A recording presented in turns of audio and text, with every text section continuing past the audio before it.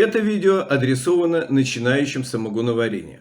Впрочем, если вы самогонщик со стажем и у вас есть что будет добавить к теме данного видео, пожалуйста, напишите в комментариях, это будет всем интересно и полезно. Присоединяйтесь, поехали!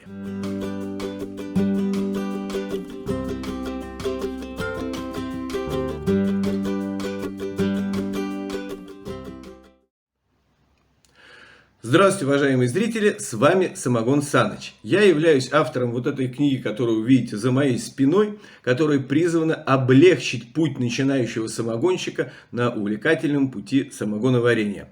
Ссылочку на книги я оставлю в описании к данному видео. Проходите, посмотрите, покупайте, она вам пригодится. А сегодня я отвечу на вопрос одного зрителя, который он мне задал в комментариях под видео. И вопрос этот звучит так. Написал его зритель под ником Саша Дотера. Извиняюсь за свой французский ник на латинице. Вот что он пишет. Скажите, пожалуйста, здесь уже пишет по-русски, кстати. Скажите, пожалуйста, почему скачет температура в кубе при первой перегонке? Начало первых капель 65 градусов по Цельсию, больше 70 не поднимается температура и перестает капать. В чем могут быть причины? Значит, Саша Дотера, отвечаю на ваш вопрос, а также на вопросы других самогонщиков, которые задавали примерно тот же вопрос. Почему скачет температура?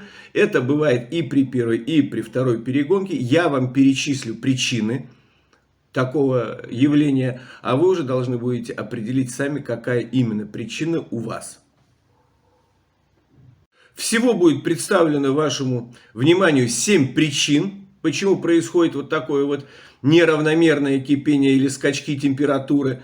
Ну, а вы уже должны будете, как я сказал, выбрать сами. Если кто-то из бывалых добавит еще одну какую-то причину или парочку, это будет просто здорово. В комментариях будет все написано. Итак, первая причина заключается в следующем. Это так называемое взрывное кипение самогона или спиртосодержащей смеси. Значит, смысл здесь заключается в следующем. Если у вас куб, в котором дно как-то деформировано, неровно или с какими-то вмятинами, вполне возможно будет вот такое взрывное кипение. Смысл заключается в следующем, что когда мы ставим куб со спиртосодержащей смесью на нагрев, на дне этого куба, там где идет нагрев, начинают образовываться маленькие небольшие пузырьки, которые начинают подниматься вверх. Это как раз вот спиртовая, так сказать, смесь.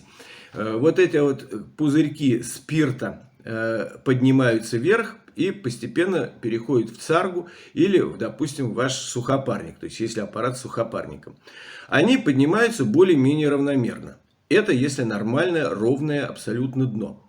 Если на дне есть какие-то выпуклости, вмятины или еще что-то, то может произойти такая вещь, как эти пузырьки будут собираться в один большой пузырь. И потом вот этот большой пузырь поднимается и портит всю картину, потому что он как бы выхлопнул в царгу или там, допустим, ваш сухопарник, и потом нет никаких паров какое-то время. То есть как бы перерыв идет от образования этих новых пузырьков. Соответственно, вот это называется, так и называется взрывное кипение.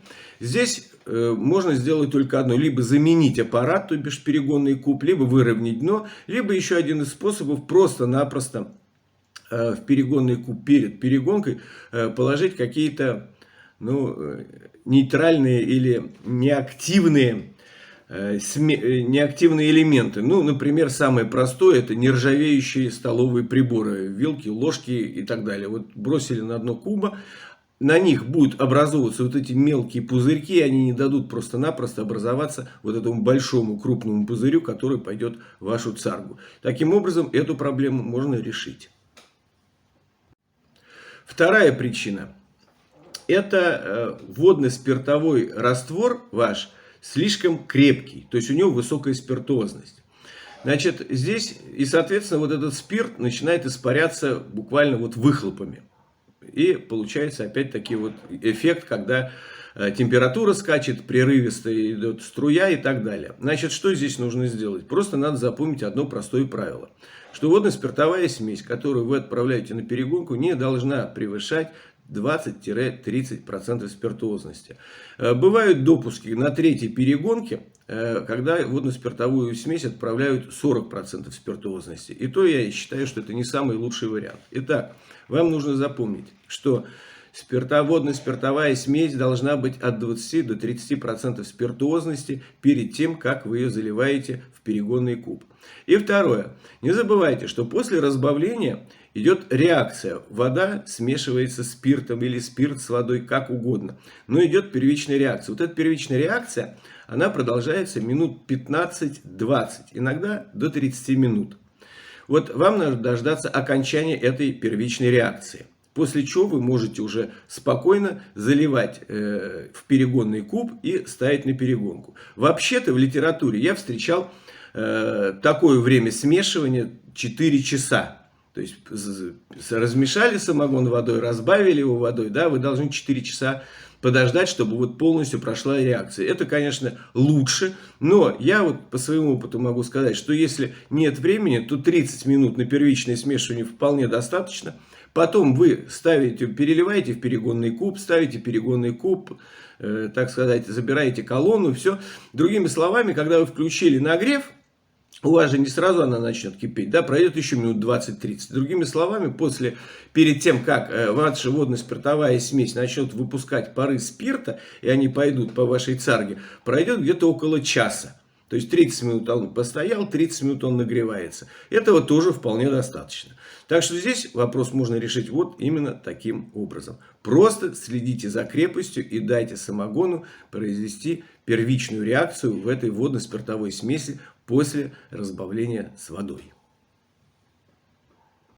Третья причина касается непосредственно нагрева. Значит, это может быть как скачки напряжения в сети, если вы делаете самогон на электрической плите. Это может быть импульсный режим, в который перешла ваша индукционная плита. Это может быть газовые скачки, если вы делаете самогон на газовой плите, что я конкретно не рекомендую. Вот. Но тем не менее, в таких случаях тоже газ начинает поступать неравномерно, и, соответственно, нагрев идет неравномерный. Отсюда неравномерное образование паровой смеси, и отсюда идут скачки как по температуре, так и на выход самого самогона, либо спирта-сырца. Другими словами, количество поступающего пара в вашу царгу получается неравномерным. Какие здесь варианты? Ну, если у вас электрическая плита, то, в общем, нужен просто подключать ее через стабилизатор, чтобы напряжение и, соответственно, нагрев был постоянным. Если у вас индукционная плита, то лучше, конечно, вам приобрести индукционную плиту, которая не имеет импульсного режима. И сейчас такие плиты выпускают специально для самогонщиков. Либо добавить мощности в эту плиту так, чтобы вот этот импульсный режим вам перейти. Потому что свыше 1000 Вт, насколько я знаю, любая плита индукционная переходит в обычный режим равномерного нагрева. А вот ниже 1000 Вт многие из них переходят в так называемый импульсный режим. Для поваров это ничего страшного абсолютно. Для нас, самогонщиков, это неприемлемо. Ну и последнее. Если у вас газовая плита, то, в общем, что сделайте? Лучше поставить какой-то редуктор, если, допустим, у вас это с газовым баллоном. Но редукторы и так стоят обычно через газовый баллон, то есть плита не будет работать, если этот редуктор не стоит. Ну а если у вас такие перерывы в снабжении газом, ну что ж, я могу только вам посочувствовать, поскольку это уже вряд ли вы сможете решить в домашних условиях своими руками. Четвертая причина. Скачки давления воды, то есть неравномерное водоснабжение, а соответственно и неравномерное охлаждение вашего будущего самогона. Значит, здесь нужно четко понимать, что вода должна поступать абсолютно равномерно. И если у вас идет неравномерное водоснабжение, значит надо как-то прибавить мощность воды, то есть открыть побольше кран и добиться, чтобы это водоснабжение было равномерным. При этом надо учитывать тот факт, что вся ваша система, то есть весь ваш самогонный аппарат, реагировать будет на изменения вот это водоснабжение с значительной задержкой. То есть не подумайте, что вы чуть прибавили воду, вода пошла равномерно и сразу же самогонный аппарат среагировал. Нет, пройдет какое-то время, прежде чем вы заметите, что у вас все эти недостатки, я имею в виду скачки температуры и выход самогона, они устранены. Пятая причина. Слишком мощный дефлегматор, который полностью конденсирует все пары, возвращает их обратно в куб с избытком и препятствует прохождению части паров в вашу дальнейшую систему, то есть далее в царгу, в поворот и в холодильник. Здесь вариант только один. Нужно уменьшить подачу воды в дефлегматор так, чтобы он работал корректно и пропускал часть спиртосодержащих паров далее по вашему самогонному аппарату. Если это не получается, тогда здесь только один выход. Самогонный аппарат, значит, рассчитан неправильно, в том числе и дефлегматор. Вам нужно заменить дефлегматор на менее мощный. Шестой пункт. Негерметичность системы. Если это есть, значит, вы получаете опять-таки то же самое, о чем мы с вами говорили. Что здесь делать? Ну, естественно, проверить все стыковочные узлы самогонного аппарата. Возможно, где-то прокладка у вас порвалась, откуда-то сечет пар и так далее. То есть все проверяете, система должна быть полностью герметична. Если причина именно в этом, то все у вас исправится. И последняя, седьмая причина – захлебывание колонны. От чего это может произойти? Во-первых, это может произойти от превышения допустимой мощности. Сразу напомню вам, что все самогонные аппараты рассчитаны на определенную мощность. И если вы превышаете эту мощность, то, соответственно, вы получаете вот то, что получаете. Вторая причина захлебывания колонны – это может быть неправильная сборка тарелок.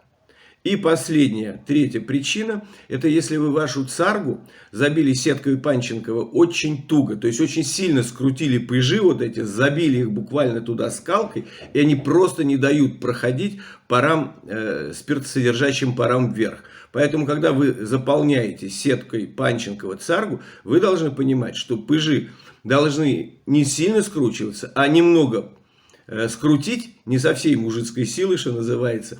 Он просто не должен выпадать из этой царги. Вот и все. Но пространство между сами проволочками сетки Панченко должно оставаться, чтобы все ваши спиртосодержащие пары проходили по всему этапу через самогонный аппарат из царги в дефлегматор, в углы, в поворотные углы и далее в холодильник. Вот это надо запомнить.